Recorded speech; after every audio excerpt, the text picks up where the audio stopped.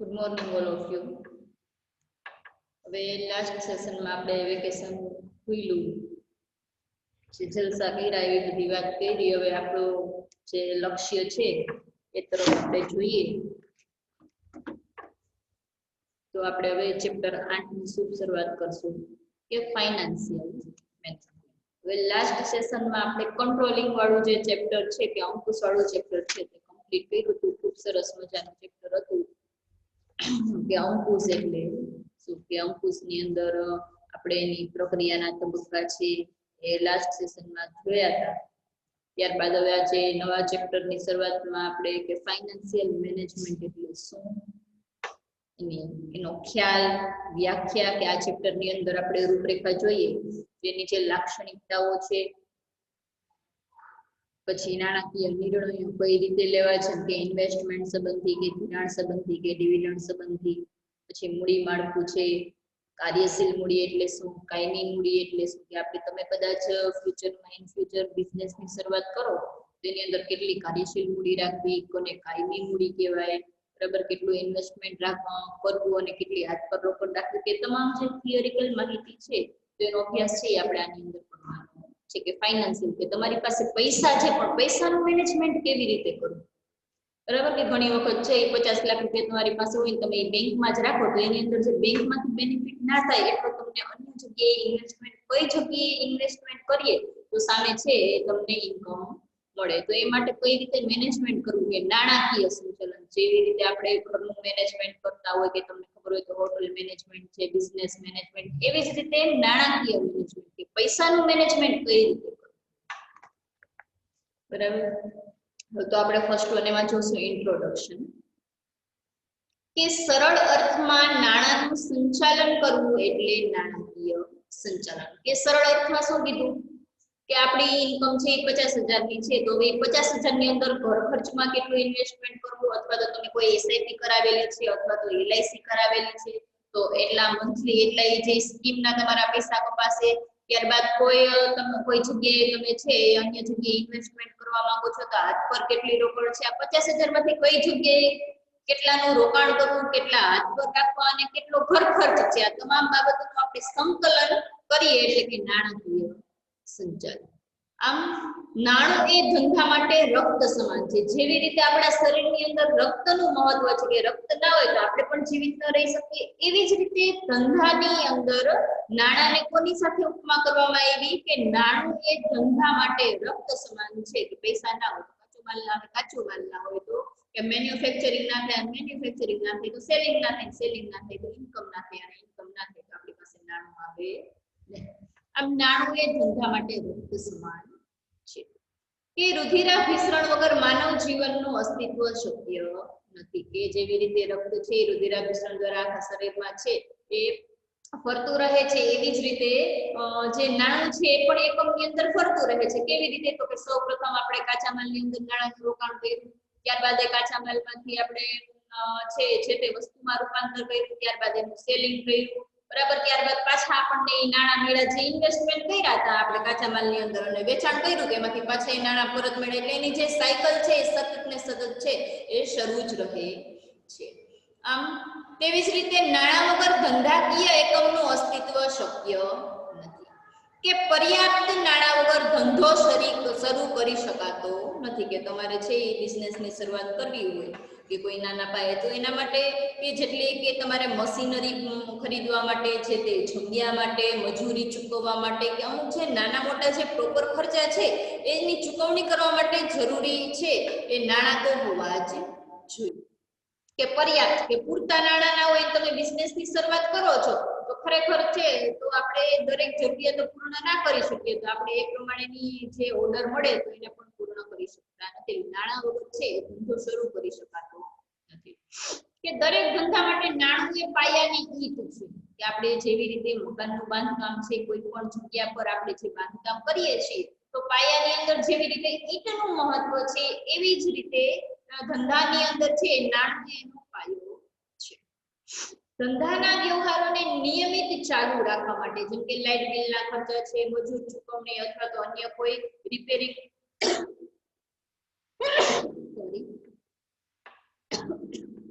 કે અન્ય કોઈ રિપેરિંગના ખર્ચા છે. આમ વાસ્તવમાં નાણું એક એવી ધરી છે કે વાસ્તવમાં નાણું છે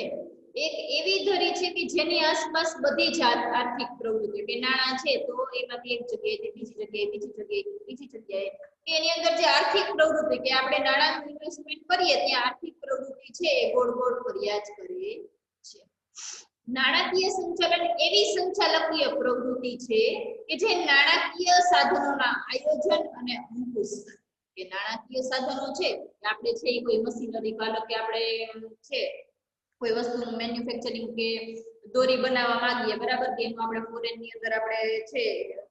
સેલિંગ કરશું પણ એના માટે કાચો માલ કેટલાના કિલો મળશે તમારે કેટલો કાચો માલ જોશે એક દિવસ દરમિયાન તમે કેટલી વસ્તુનું છે એ ઉત્પાદન કરી શકશો. આમ અગાઉથી એ બધું જો પ્લાનિંગ હોય તો તમે છે એ બિઝનેસની અંદર સક્સેસ જઈ શકો. એટલે કદાચ તમારી પાસે નાણાં પણ છે સાધનો પણ છે પરંતુ તમારી પાસે પ્લાનિંગ નથી અને પ્લાનિંગ હોય તો જ અંકુશ હોવાનું આમ આયોજન અને અંકુશ સાથે સંબંધ ધરાવે છે. આમ નાણાકીય સંચાલન નાણાકીય સાધનોનો કેવી રીતે ઉપયોગ કે નાણાકીય સંચાલન છે એ નાણાકીય સાધનોનો છે એવી રીતે ઉપયોગ કરે છે કે જેથી સંતોષકારક વળતર કમાવા સાથે નાણાંનો ઇષ્ટતમ ઉપયોગ કરી શકાય. કે આની અંદર આપણી પાસે જે નાણાં છે નાણાકીય સાધનો છે તો આપણે એનો એવો કરકસર યુક્ત અને વ્યવસ્થિત ઉપયોગ કરીએ જેમાંથી આપણને પૂરેપૂરું દૃષ્ટિકોણનું સર્જન થાય એટલે કે સંતોષકારક છે. નાણાંનું ઇન્વેસ્ટમેન્ટ કર્યું તો ખરેખર એના દ્વારા છે આપણને વળતર કમાવા મળ્યું અને નાણાંનો ખરેખર યોગ્ય જગ્યાએ ઉપયોગ થયો.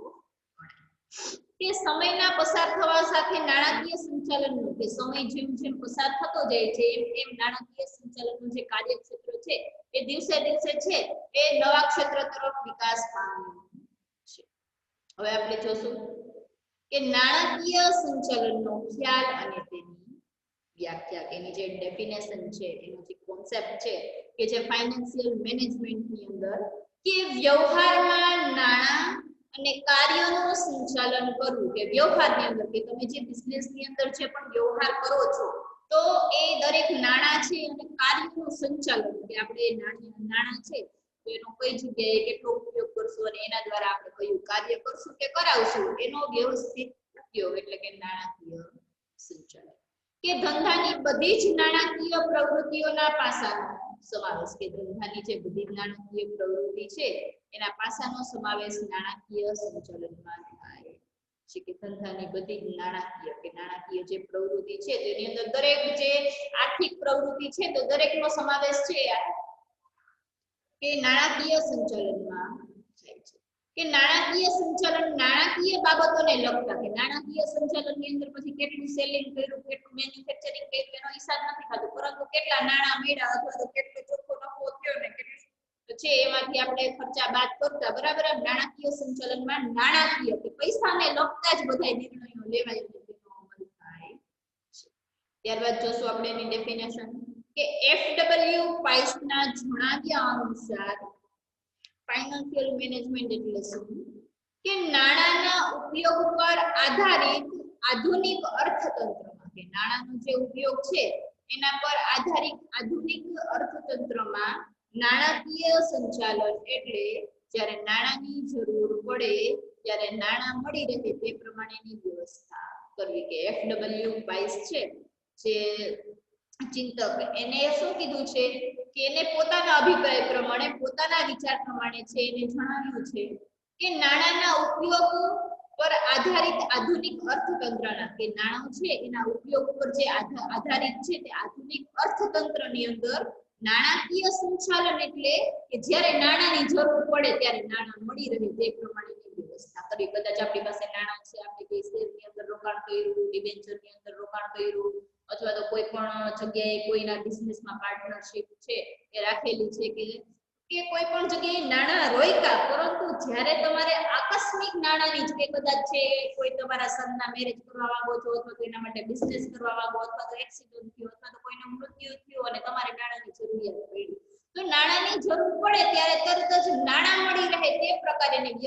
પ્રકારની વ્યવસ્થા કરવી તો એને શું કહેવાય નાણાકીય મેનેજમેન્ટ. ખૂબ સરસ વિચાર છે કે FW પાઇસના મતે. પછી જોશું આપણે રેમન્ડ જે ચેમ્બર્સના જણાવ્યા અનુસાર તો કે ફાઇનાન્સિયલ મેનેજમેન્ટ એટલે નાણાકીય બાબતો અંગે નિર્ણયો લેવા, કે જે પૈસા છે બરાબર, એટલે કે જે નાણું છે એ દરેક બાબતો અંગે નિર્ણયો લેવા, તેનો અમલ સરળ બનાવવા જરૂરી પગલાં લેવા, કે પૈસા છે તો એને કઈ રીતે અને ક્યાં આપણે ઇન્વેસ્ટમેન્ટ કરવા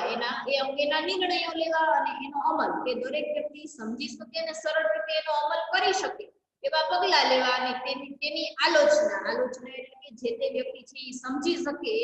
એ પ્રમાણે એને કઈ જગ્યાએ છે નાણાંનું રોકાણ કરવું કે ના કરવું એ પ્રકારની સમજૂતી આપવી, એટલે કે આલોચના કરવી, કે સામેવાળી સમજી શકે એ ભાષામાં એને સમજૂતી આપવી. નેક્સ્ટ જોશું આપણે પ્રોફેસર એમ કિમ્બાલ, કે પ્રોફેસર એમ કિમ્બાલના મતે કે નાણાકીય સંચાલન એટલે ભંડોળ મેળવવું. નાણાકીય સંચાલન કે તમારે છે 50 લાખની જરૂરિયાત છે, તમારી પાસે હાથ પર રોકડો 40 લાખની છે, હવે કદાચ 10 લાખની તમે બેંક પાસેથી લોન લીધી એટલે કે ભંડોળ મેળવવું, તેનો ઇષ્ટતમ ઉપયોગ કરવો. ઇષ્ટતમ એટલે કે જે પણ નાણાં તમારી પાસે છે એનો વધુમાં વધુ અને સારી રીતે સક્ષમ ઉપયોગ થઈ શકે અને તે પ્રકારે યોગ્ય ફાળવણી કરવી, કે તમારી પાસે નાણાં છે એનો વધુમાં વધુ અને સારી રીતે ઉપયોગ થઈ શકે એ પ્રકારે નાણાંની ફાળવણી કરવી. આમ ઉપરોક્ત વ્યાખ્યા ઉપરથી સ્પષ્ટ થાય કે ઉપરની જે આપણે વ્યાખ્યા જોઈ કઈ કઈ, તો કે FW પ્રાઇસના મતે, રેમન્ડના મતે અને પ્રોફેસર એમ કિમ્બાલના મતે. કે ઉપરોક્ત વ્યાખ્યા ઉપરથી સ્પષ્ટ થાય છે કે નાણાકીય સંચાલનનું ક્ષેત્ર કેટલું વિશાળ છે, કે જેમાં ધંધાની શરૂઆતથી, કે નાણાકીય સંચાલનનું જે ક્ષેત્ર છે એ એટલું વિશાળ છે કે જેમાં ધંધાની શરૂઆતથી તેના વિસ્તરણ અને અંત સુધીના ધંધાના બધા જ નાણાકીય છે નિર્ણયો છે તો એને આવરી શકાય છે, કે આપણે ધંધાની શરૂઆત કરીએ ત્યારથી ધંધો છે એનો અસ્ત થાય એટલે કે એના અંત સુધી તમામ જે નાણું છે તો એ અંગેના નિર્ણયો છે એ આવરી લેવામાં આવે છે, કે ઓનલી ફોર આપણે બિઝનેસની શરૂઆત કરીએ ત્યારે જ મેનેજમેન્ટ કરવું એવું નથી, એની શરૂઆત થાય ત્યારથી તેનો અસ્ત થાય એટલે કે અંત આવે ત્યાં સુધી એનું મેનેજમેન્ટ કરવું. ત્યારબાદ જોશું આપણે એની લાક્ષણિકતાઓ તરફ જોઈએ તો લાક્ષણિકતાની અંદર ફર્સ્ટ પોઈન્ટ આપણને આપેલો છે સંચાલનની શાખા. એ સંચાલનની શાખાની અંદર આપણે જોઈએ તો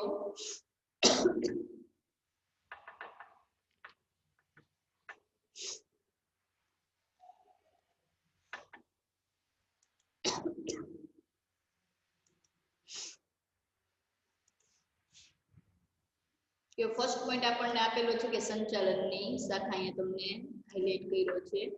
કે નાણાકીય સંચાલન, કે જે નાણાકીય સંચાલન છે એ સંચાલનની એક એવી શાખા છે કે જેમાં નાણાંના ઉપયોગ માટે આયોજન અને અંકુશના કાર્યોનો સમાવેશ થાય છે, કે આપણને ફાઇનાન્સિયલ મેનેજમેન્ટની જે લાક્ષણિકતાઓ આપી છે એમાં પ્રથમ મુદ્દો કીધો સંચાલનની શાખા, કે સંચાલનની શાખા છે કે નાણાકીય શાખાની અંદર જે નાણાકીય સંચાલન છે એ એવી શાખા છે જેમાં નાણાંનો ઉપયોગ, કે ઘણી વખત અમુક પાસે પૈસા હોય, હવે ફ્યુચરમાં એવું પણ થશે અને ઘણા લોકો છે બિઝનેસમેન છે એ પોતે આવી રીતે જે એની પાસે દિમાગ છે એવી વ્યક્તિને નાણાંનો ઉપયોગ ક્યાં કરવો એ માટે આપણે સજેશન લેવાનું, કે કદાચ આપણે મહિનાના 5-7 કરોડ રૂપિયા કમાતા હોય, હવે એ નાણાંનો આપણે ઉપયોગ ક્યાં કરવો ને એના સજેશન લેવા માટે પણ આપણે એને ફી ચૂકવશું, બરાબર. એટલે નાણાંના ઉપયોગ માટે, અને જેની પાસે નાણાં ના હોય તો એને ખબર હોય કે કઈ જગ્યાએ એનો ઉપયોગ કરવો, જેની પાસે નાણાં હોય તો એને એ ખ્યાલ ના હોય કે ક્યાં એનું આપણે ઇન્વેસ્ટમેન્ટ કરવું. આમ નાણાંના ઉપયોગ માટે આયોજન અને અંકુશના કાર્યનો સમાવેશ થાય, કે એનો ઉપયોગ, કે નાણું છે તો એનો ઉપયોગ કઈ રીતે કરવો એ માટેનું પ્લાનિંગ અને એના ઉપર કંટ્રોલિંગ રાખવામાં આવે, ખરેખર પ્લાનિંગ પ્રમાણે થાય છે એ કાર્ય આમ વગેરેનો સમાવેશ થાય. નેક્સ્ટ જોશું આપણે કે વિશાળ કાર્યક્ષેત્ર, કે નાણાકીય સંચાલનનું કાર્યક્ષેત્ર એટલું વિશાળ છે, કે જે નાણાકીય સંચાલન છે તો કે એનું કાર્યક્ષેત્ર છે કે એટલું વિશાળ છે કે જેમાં નાણાંની જરૂરિયાતનું અનુમાન, કે કેટલા નાણાંની જરૂરિયાત પડશે એ જરૂરિયાતનું અનુમાન, પ્રાપ્તિ, મહત્તમ ઉપયોગ, યોગ્ય ફાળવણી અને તેના આયોજન તથા અંકુશનો સમાવેશ થાય કે વિશાળ કાર્યક્ષેત્ર કે આ જે નાણાકીય સંચાલનના કાર્યક્ષેત્ર એટલું વિશાળ છે એમાં આપણે કે ભવિષ્યમાં એક્ઝામ્પલ ફોર આપણે વિચારીએ કે આપણે કોઈ કઝિનના કે કોઈ બ્રધર સિસ્ટરના મેરેજ છે તો અંદાજિત આપણે કે એનું અત્યારે સોનાનો 50,000 ભાવ હોય તો આપણે 10 તોલા સોનું કરાવવું હોય તો આપણને ખ્યાલ આવે કેટલા નાણાં જોઈશે, બરાબર છે। તો આવી રીતે અને બીજો કે અન્ય ખર્ચો કેટલો થશે તો આપણે અંદાજિત બજેટ કાઢીએ કદાચ એમાં પછી પ્રસંગ પૂરો થાય તો કદાચ વધારે પણ વપરાય અને કદાચ ઓછા પણ વપરાય, પરંતુ નાણાંની જરૂરિયાતનું શું કરીએ આપણે કે પ્રી પ્લાનિંગ કે પ્રી પ્લાનિંગ કરીએ છીએ આપણે કે નાણાકીય જરૂરિયાતનું અનુમાન, એની પ્રાપ્તિ, પછી મહત્તમ ઉપયોગ કે જે નાણાં છે એનો વધુમાં વધુ ઉપયોગ, પછી યોગ્ય ફાળવણી અને તેના આયોજન તથા અંકુશન કે નાણાંની યોગ્ય જગ્યાએ ફાળવણી કે કેટલા છે એ વેચાણ વિભાગને કેટલા નાણાંની જરૂરિયાત છે, ખરીદી વિભાગને કેટલા નાણાંની જરૂરિયાત, બરાબર કે આવી રીતે નાણાંની યોગ્ય ફાળવણી, તેના આયોજન તથા અંકુશન એ માટેનું જે આયોજન છે અને અંકુશનો પણ સમાવેશ થાય છે કે ધંધાની શરૂઆતથી તેના અંત સુધીના બધા જ નાણાકીય ધંધાની શરૂઆતથી તેના અંત સુધીના તમામ નાણાકીય કેટલા નાણાં મેળવવા, ક્યાં ફાળવવા અને કેવી રીતે ઉપયોગ કરવો વગેરેનો સમાવેશ થાય છે। ત્યારબાદ આપણે જોશું નેક્સ્ટ પોઈન્ટ સંચાલકીય નિર્ણયોનો આધાર કે જે સંચાલકીય નિર્ણયો છે એનો આધાર કે સંચાલકીય નિર્ણયોનો આધારની અંદર કે સંચાલકીય નિર્ણયો માટેનો આધાર નાણાકીય સંચાલન પૂરો પાડે છે કે કેટલું ઉત્પાદન, કેટલું વેચાણ, સંશોધન, વિકાસ વગેરે અંગેના નિર્ણયો નાણાકીય સંચાલન પર આધાર રાખે છે કે આપણી પાસે જેટલી મૂડી છે એ પ્રમાણે કાચો માલ ખરીદી શકશું, એ પ્રમાણે ઉત્પાદન થશે, એ પ્રમાણે વેચાણ, આપણી પાસે જેટલી મૂડી હશે એ પ્રમાણે સંશોધન અને વિકાસ થશે, આમ ધંધાકીય સંચાલન પર આધાર રાખે છે। ત્યારબાદ ચોથો મુદ્દો છે નાણાકીય નિર્ણયો સાથે સંબંધ કે આપણે જે નાણાકીય નિર્ણયો લઈ છીએ એ સાથે સંબંધ તો કે રોકાણ, મૂડી માળખું, ડિવિડન્ડ નીતિ અંગેના નિર્ણયો સાથે નાણાકીય સંચાલન સંબંધ ધરાવે છે કે આપણું જે નાણાકીય રોકાણ છે એનું મૂડી માળખું છે અને જે ડિવિડન્ડ નીતિ કે આપણે જે તે શેર કે ડિબેન્ચર ધારકોને કેટલું ડિવિડન્ડ ચૂકવીએ છીએ તે અંગેના નિર્ણયો સાથે નાણાકીય સંચાલન છે તે સંબંધ ધરાવે છે કે નિર્ણય પ્રક્રિયામાં નાણાકીય સંચાલન આધુનિક ગાણિતિક પદ્ધતિ કે નાણાકીય પ્રક્રિયા છે તેની અંદર આધુનિક જે ગાણિતિક જે પદ્ધતિ છે એનો ઉપયોગ કરે છે કે આપણી ઇકોનોમિક્સ ની અંદર જે આવી ગઈ કે સાધન છે અથવા અન્ય કોઈ જે મેથેમેટિક્સ ની જે નવી પદ્ધતિઓ છે જે કોમ્પ્યુટરાઇઝ્ડ હોય તો એની અંદર છે આપણે આખા કેલ્ક્યુલેશન છે એ થાય છે। ત્યારબાદ જોશું આપણે પાંચમો મુદ્દો છે કે માલિકના મહત્તમ આર્થિક કલ્યાણ હેતુ કે એકમની અંદર છે જે તે માલિક છે એને મહત્તમ એટલે કે વધુમાં વધુ નફો મળી રહે અને એનું કલ્યાણ થાય એવો હેતુ રહેલો છે કે માલિકના મહત્તમ આર્થિક કલ્યાણ માટે નાણાકીય સંચાલન બે અભિગમો અપનાવે છે, એક નફાનું મહત્તમીકરણ અને બીજું છે સંપત્તિનું મહત્તમીકરણ કે આવી રીતે કે વધુમાં વધુ નફો મળે એવું મહત્વ આપે છે અને સંપત્તિમાં વધારો થાય। આવી રીતે પાંચ મુદ્દા અહીંયા ક્લિયર થયા। નેક્સ્ટ જોશું ચાવીનું સ્થાન કે નાણાકીય સંચાલન એ સંચાલકીય પ્રવૃત્તિ છે કે જે નાણાકીય સંચાલન છે એ સંચાલકીય પ્રવૃત્તિ છે અને ધંધાકીય એકમના વ્યવસ્થાકીય માળખામાં ચાવીરૂપ સ્થાન ધરાવે છે કે નાણાકીય સંચાલન છે એ સંચાલકીય પ્રવૃત્તિ છે ને ધંધાનું એકમનું જે માળખું છે એના માળખામાં ખૂબ જ મહત્વનું સ્થાન ધરાવે છે। શા માટે તો કે જેવી રીતે આપણા શરીરમાં રક્તનું મહત્વ એવી રીતે ધંધામાં પાયાનું બરાબર કે જેટલું જ મહત્વ છે કે રક્ત સમાન નાણાંનું મહત્વ એટલે ચાવીરૂપ સ્થાન। સાતમો મુદ્દો છે સંચાલનમાં અન્ય વિસ્તારો સાથે સંબંધ કે સંચાલનના અન્ય વિસ્તારો સાથે સંબંધ કે ધંધાની મોટા ભાગની પ્રવૃત્તિઓ અન્ય વિસ્તારો એટલે કે ઉત્પાદન વિસ્તાર, વેચાણ વિસ્તાર, બરાબર નાણાકીય વિસ્તાર, આવી રીતે કે ઉત્પાદન, વેચાણ,